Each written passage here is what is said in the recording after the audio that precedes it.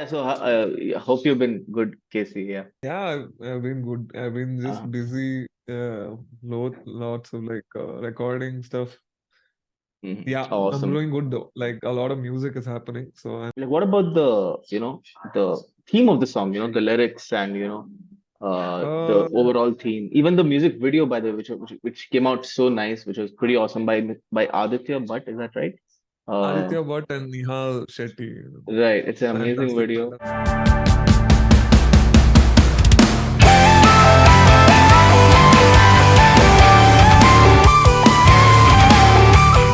And Superb. an awesome message at the end as well about mental health and all. So yeah, if you could elaborate on that. Yeah. Yeah. Like I said, melodies and all of that are very important to me. Also, very important to me is what I'm trying to say with the song. Like lyrics, I am a lyric writer. I write generally also, and I want to tell a story, and it has to be cohesive. I don't want to put two random lines that rhyme together just for the sake of it rhyming. Like I want to say something. Like the song should say something, and I mostly write through my personal experiences or experiences that my friends have had, and I feed through that. I find it more relatable to write about that than anything else. And I've had uh, sort of an interesting upbringing because my mother was a Muslim and my dad's a Hindu. So religion particularly has been like a very weird subject for me. So I keep writing about disillusionment and finding your own among that. Coming to confessions, the song uh, most people think it's a love song because I write in a very love songy kind of a way. Most of the things that it's either existential dread completely or completely love oriented with me. uh, but this is not a love song. I'm When I say don't let her fall in love with you again, I'm talking about something that you're addicted to, right? Like it's a substance. It can be coffee, it can be cigarettes, it can be heavy drugs.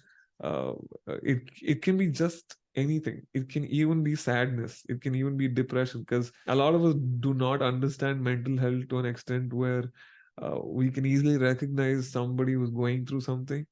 It'll usually be the person who's laughing and having the most fun suddenly is gone. And I've had a couple of personal losses of my own, which I feel like as an artist, I'm responsible that I should talk about it. And it's a message that, even if people don't get it, like when they watch it, they don't read or they completely miss the whole point of it.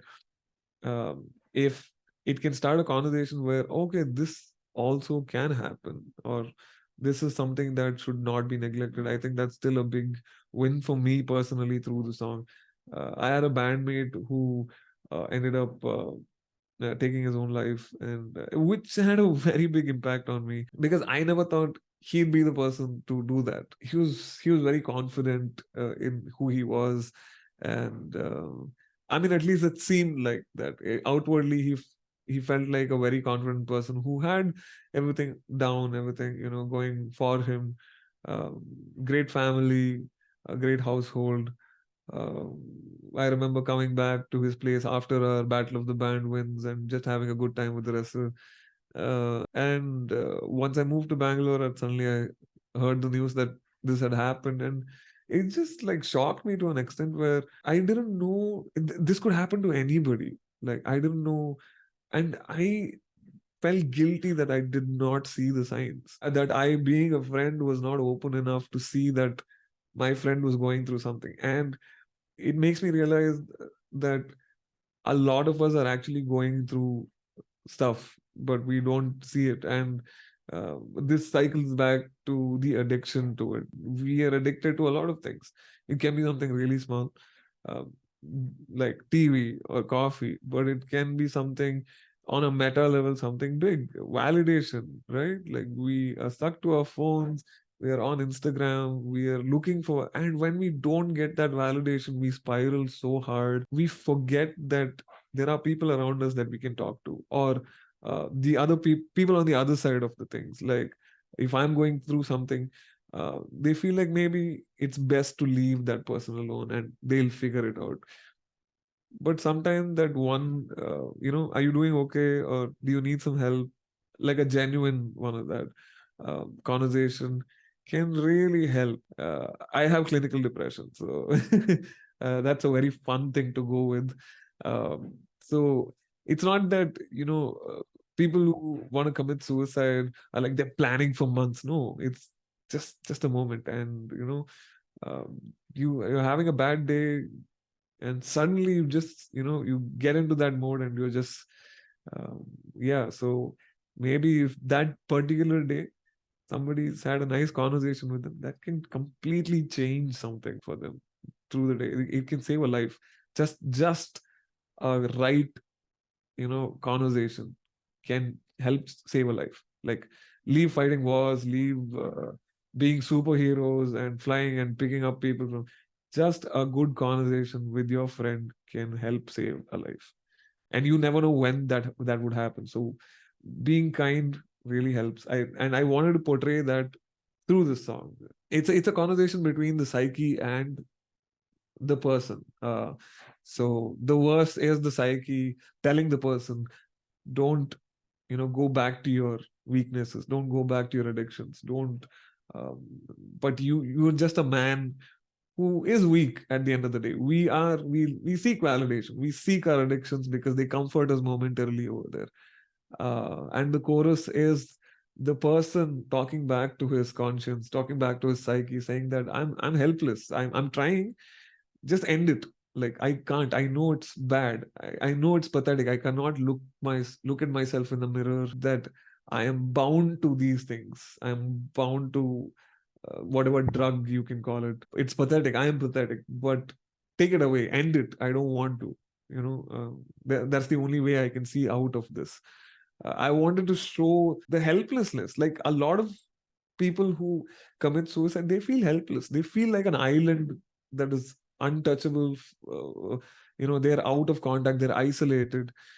Even when people talk to them, they feel like they don't not understood, or like they won't get the conversation, kind of a thing. I wanted to express that helplessness that people feel. Most of the songs I write lyrically are also very conversational, and this was, yeah, like the verse is your psyche, is your conscious, is your inner voice, and the chorus is you towards the the bridge section where the growls come in. It's the struggle between him and his addictions. He's fighting it. He's like, I will defeat my defeat, which is what I know. It's a little weird choice of words, but uh, in a meta way, it really worked for me, because our defeat is something concrete in this particular section of the song also. So I will defeat my defeat. Sometimes people lose that, that fight, and yeah, I want the song to be something that's inspirational. If it can help even one person to get through that day, hum along, that's a win.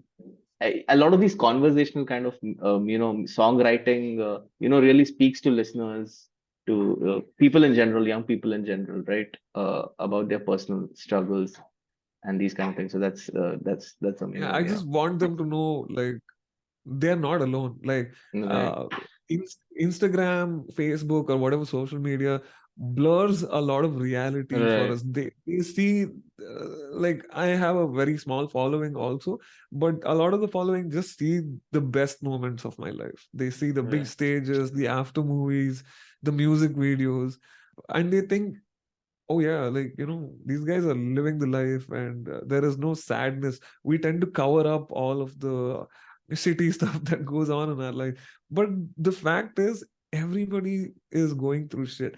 We have to own up to it. It's a part of our life. There's no way that you can be completely happy all the time. I think that would take away from the experience of being happy. Or if somebody is going through something, we don't know how to, be a person to comfort them, or how to comfort them in the right way. At least, even I don't know. It's not like I'm preaching about it. Even I don't know, but I'm trying to learn about it.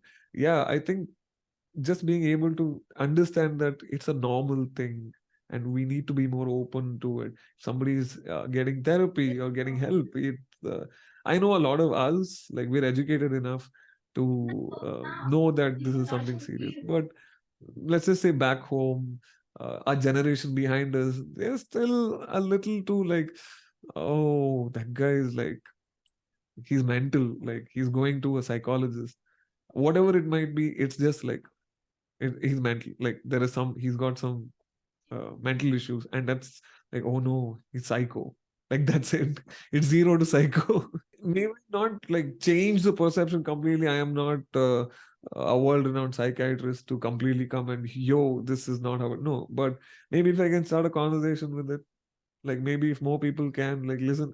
I heard the song. This talks about something. Yeah, I think we should actually research something.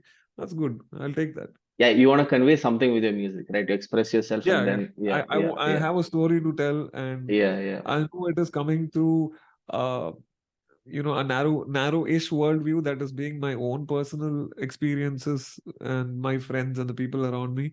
Uh, but I definitely have a message to Right, convey and a story to tell to the world. right, right. And MyCon's music is also not something that's just an auditory experience. I Mm, want everything to be a visual. It's an experience more than anything right, else. When you go out, you're gonna have a thought, and you're gonna hum the melody. You're gonna remember the images. On that note, shout out to Nihal and Aditya for coming through so well on the lyric video. At least I'm really happy with it. They took the original ideas that I had, and there was a lot of back and forth on what I wanted it to be like, and they've been extremely supportive, and they've taken that to the next level. And yeah, I'm really happy with it, man. right. I mean, it has come out brilliantly. The music, I mean, of course, the song itself and the video as well. So, Thank you. yeah, it has. So, and of course, I had several other questions. Yeah. So, on a different note, I also wanted to ask a question about your last song, Chinnada Hoove, which was another brilliant Kannada song. You have composed quite a few. I mean, of course, you composed for films as well, and I'll quickly come to that as well. So one is the song which you composed for a short film, right? And Nagu, Nagu. that was Nagu, Yeah. right? That's another beautiful song. But this was your first solo kind of release, you could say, right? Yeah, yeah. Yeah, again, beautiful song, and yeah, even the story. Like, what is the storyline? What did you intend in general about the storyline of the music video? So Yeah, the Kannada stuff that I release, Nagu and ChinnadaHoovu, it's sort of like a duo kind of a thing. I write, Avinash Balekala is a long-time friend of mine. He and I we are those opposing factor but close friends kind of a thing. We keep fighting with each other. He's a great lyricist and a great visual artist. He's a director and a scriptwriter. Uh, so he writes the lyrics. I just go and we hang out and we jam. He'll come up with some lyrics for me to write on, and sometimes a little bit of like a bareback melody kind of a thing. And I'll sit, chord it, reharmonize it, work on it, come up with a new melody, and we'll discuss about themes. Like I said, I'm not writing a song just for the sake of it to rhyme, right? I need something going on over there. And um, when I was making ChinnadaHoovu with Avinash, uh, the theme was for it to be a lullaby, because I think we had ChinnadaHoovu Mullina Naduve Ni Haadu. Avi had written the lyrics, and I was instantly like, this is so beautiful. This is like, if I had a girl child, like this would be something that I would sing right, to my daughter. Uh, and I so and the beautiful aspect of Avi's writing is he takes something, he shows the positives and the negatives. It's very metaphorical in the same sense. Just the opening lines, oh golden flower, sing amongst the thorns. Like a lot of people don't see the metaphors, and I don't blame them also. It's okay. It's more for the audience that comes back and listens to these songs again, that you really see, uh, read between the lines kind of meaning.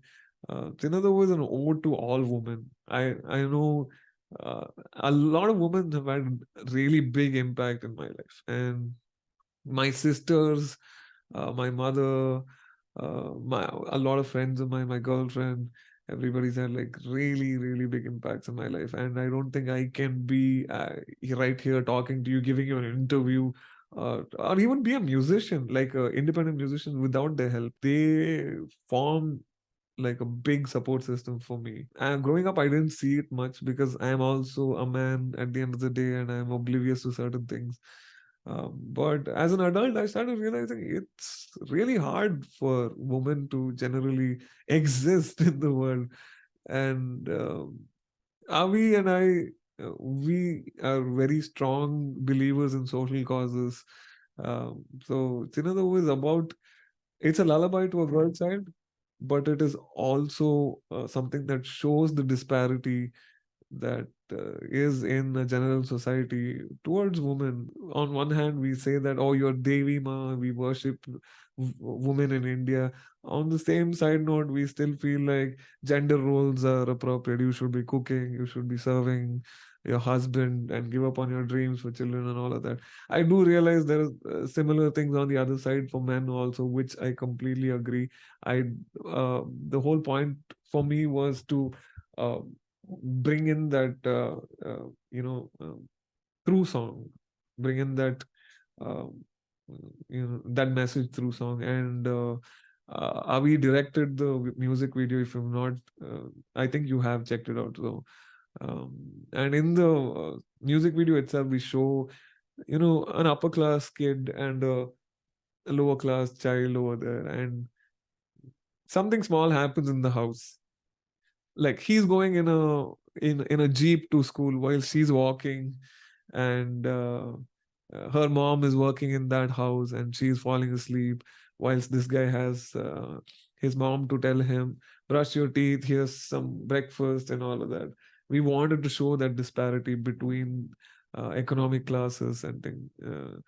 And when something goes wrong in the house, the girl is immediately blamed because uh, they're like, okay, this girl must have done it, because again, class comes into picture. um, but also, we've shown that the innocence of children does not care about these classes. He just wants to know the girl, he just wants to become friends, and she is the same as the boy. It's only when we grow up, when we are conditioned to learn these differences, we really make these things concrete. Otherwise, they don't exist. And I think that's what we try to convey with the song, and musically also. There's a little bit of sadness and melancholy in it, but it's also a happy song. Wow, you put it so beautifully, actually. I love the music video. Of course, I watched it, and I love the ending. I especially love that ending so much. Oh yeah, Yeah. Avi is a mad genius. Right. Nachiket Balakala, who is Avi's younger brother, he shot the entire music video for us, and he's done a beautiful job on that too. I'm so happy, and like I said, I'm lucky enough that I find the right people at the end of the day. I am a little annoying that way with work. I am very particular that this has to happen like this, like that. But I found people that I can trust. When somebody tells me no, Casey, I have a counter idea. I found people who I can trust with that counter. If one of my core people tell me that we can do something differently, be it with the band and be it with Avi or the visual artist that I work with, I trust them. I'm like, yeah, okay, this is something you have, take it. And with the music video for Chennoji, I think that was a huge win. I trusted Avi and Nachi with the visual aspects of it, and it was a very big learning experience for me also, because it was a very small crew that we went there. The place where we shot also, they were very kind to us. They gave us the location for free, Halemane Estates. And the actors were also, the child actors were super helpful, and it was really fun. Between takes, we'd hang out. I had taken some comic books that I had. They were like, oh, okay, what is this? And then they kind of got into the whole vibe. I think they enjoyed the song too, because they kept humming it after the thing. It was a fun experience on the whole. I love the song and even the video, of course. So, you have composed for films like Ditchki Design in 2019, Dharani Mandala. Is that right? I'm sorry, am I pronouncing it wrong or Yeah. something? Whiskey Okay. Design, I think, was the debut as like an independent Right. music Uh-huh. video. Uh, I'm not gonna, I mean, I don't know, like if I should. a lot of the movies that I worked on are not good movies. Like, I would not Mm-hmm. recommend anybody to watch them. And but I've had the opportunity to, work on some nice movies. There is a director called Mansoore, and I had the opportunity to work with him on the last two releases that he had. My studio partner, who's also I'm part of a music director duo. I work with a person called Bakesh Ronada, and we brilliant person, again a music producer and a composer. So we found that when we worked together we made like really good, and for me, taking up an entire film project by myself can be stressful, considering I'm on tour. I'm also doing other things on the side. So Buckage is a big help in that aspect, where he takes over for me and takes up the movie work. And between the both of us, the work is distributed nicely enough so that both of us have enough time to do whatever we want on the side. So yeah, Mansoor is somebody that I really like working with. He's a director with who has a vision and a direction. A lot of the time when the directors come in, they're like, yeah, do something, we'll see, kind of a thing. But yeah, I like working with directors who have you know a direction that they want to go to. Dhanani Mandala was a very nice experience for me. We are still waiting for it to come out on OTT, something weird with the producers and some shit like that. Mm-hmm. But yeah, uh, I've retained the rights for the songs, so we'll be releasing it sometime soon. We're just talking to a label at this point in time. Every song is got like a different flavor in production and compositional things. I think you'll like that too. And right now, slowly, I'm getting playback projects. I'm not a playback singer by any means, but I'm getting playback projects. So I'm just choosing whatever that I feel like would be a nice fit for me to be in. Charan Raj is somebody I like working with. Is very fun. Narayan Sharma. Um, the Kannada industry side of it is, I look at it as something that I want to have fun with. When I say want to have fun with, I don't mean like jokingly do something or something, like something satisfying. Right. Yeah. I mean, yeah, definitely. And, I mean, whatever I've heard is, I mean, there is a, a nice modern imprint on all of those songs. And of course, with your recent work on the movie, Sapta Sagara, when you even, the latest single, you sang it in all the languages, all the four South Yeah, Indian yeah. languages. That's Oh awesome. man, That's that really was quite awesome. a Task. yeah, yeah. Like I had a hard time with Malayalam, Mhm. Telugu, Telugu also. Tamil was Yeah. fairly okay for me. Like Right. I have sung in Tamil before, so Right. that was nice. Malayalam was the hardest because, oh my God, it is a tough language to speak, I think, for an outsider. Hmm. There are syllables and things that I am not used to. So, especially while singing, I think I should be more mindful of those things. So, if the song is not sounding to your particular taste, if you're a Malayali, I would like to apologize for that. But yeah, fun experience though. I recorded an audio craft, nice studio, great place. All right. Yeah. Mhm. That's awesome. Tamil, though, you have even released a single in Tamil, right? In collaboration Yeah. with So I someone. Yeah. worked with Jaya Ishwaran. We worked on a couple of songs together. There was a web serial, something like that, KL Nadunisi. So I sang the title track for that with a friend of mine, Ananya from, she sings for Perfect Strangers, Kelvi Okay. Kuri. Um, Oh, right. Okay. All right. so we both sang the title track, and that came out pretty nice. And Ritvik Bhattacharya produced that title track for Oh, Jaya. all right. Mhm. That was in Tamil, and which was a great song. It suited my voice. And then Jay and I worked together on something of his personal song. So Tamil, I think Tamil is a very nice sounding language. So I like Right. singing in Tamil too. Mhm. Malayalam was a little harder. I'll get there, I think, with enough Right. practice. Right. I think even you have a song with Raghu Dixit, right? In which you sing, you Oh yeah, feature in a with Raghu movie. Dixit. So, yeah, Right. yeah, yeah. Saniha ni Saniha.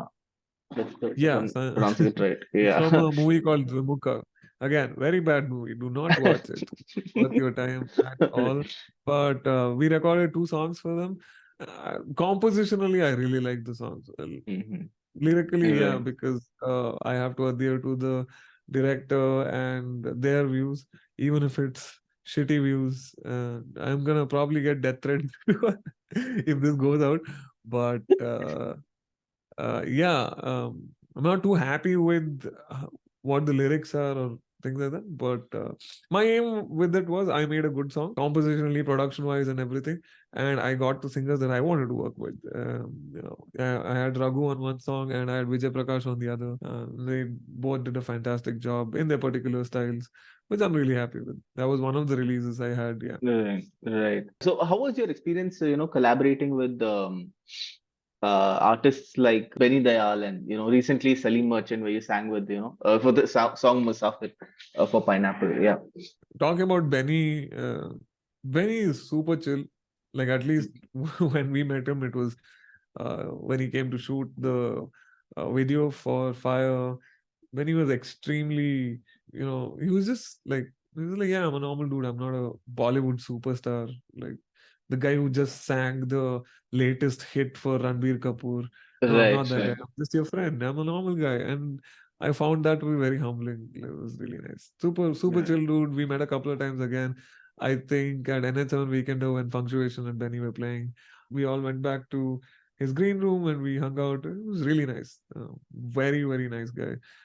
Salim, Salim was extremely nice. Like, I think we all grew up. If you are like a person living in India and Right. has been listening to Bollywood, Salim's name would have come across now and then. You would have known at least one or two songs. Same. Like, even I know a lot of songs from Salim, and meeting him in person was very a big deal for me. Like, I was like keeping it calm. I was like, no, no, don't psych out. It's cool, it's Right, cool. But right, right. he was very nice to us. Like when Yogi and I went there to record Salim, he invited us to his studio, and no matter what edits we had or corrections we had, he was really, nice to us. He was like, yeah, I'll do it, no issues. He's an extremely energetic person. Like I've never seen somebody really that energetic. Because when I come back from a show, I'm drained. But man just came back from a show and recorded something for us, hung out with us. We spoke about music, we spoke about life. That was really nice. We met a couple of times again. Yeah, very nice. Like very, I've not had a bad experience with at least these folks. Very very, they're always looking out for our best interests. They're if there's anything help, they constantly keep telling me if there's anything you need, Casey, like help, please ask us. So that's I find that really reassuring. Again, approaching different aspects of music, like That's very composition, easy playback, for me singing, because right?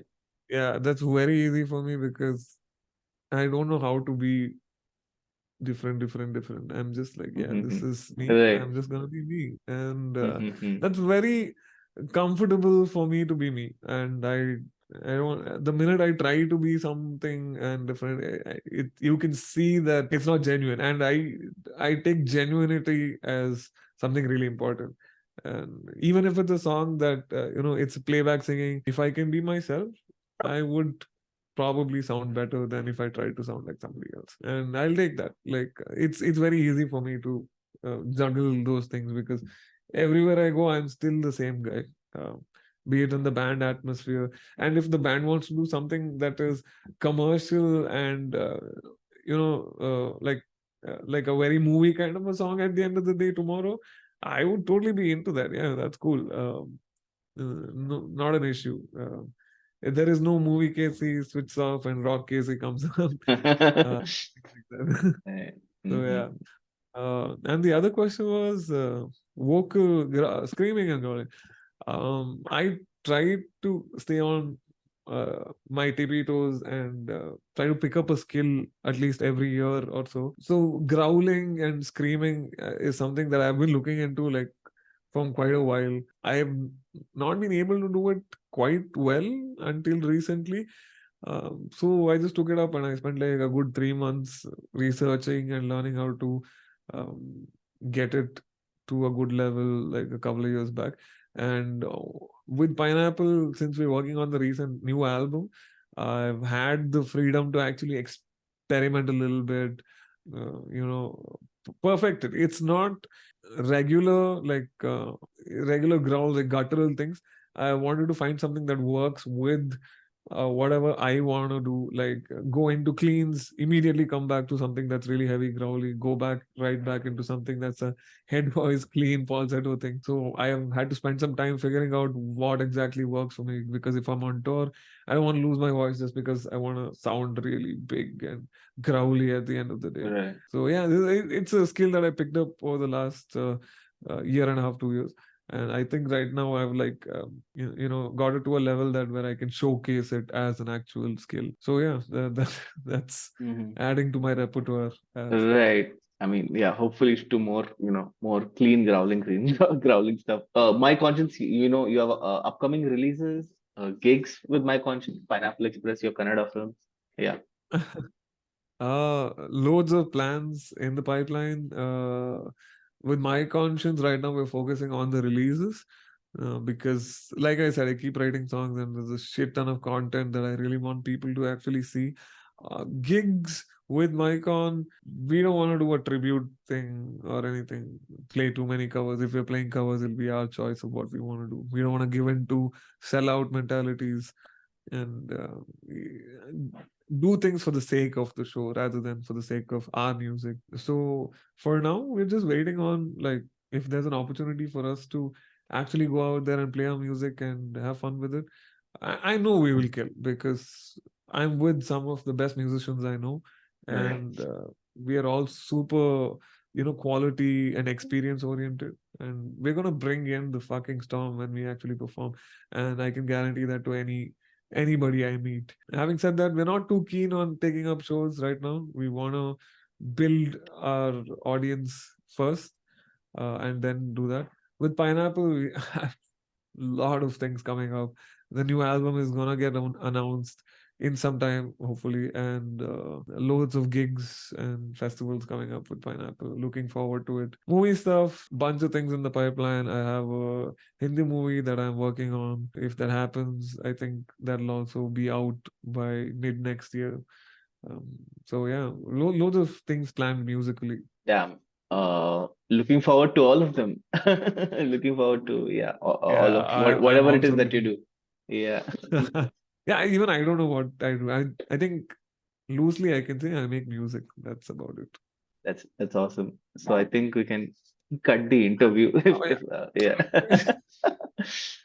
But yeah. yeah, thank you so much, Casey, for your time. And Yeah, don't do all of that. See, it's okay. I'm glad. See, honestly, less than a minute remaining. I yeah. want to thank you for actually doing this with me, because my whole aspect towards this is I want the music from my content. We don't have a lot of reach. We have like 300, 400 followers. And I want the music to reach to people. And I think sinusoidal seems like a good avenue to do that.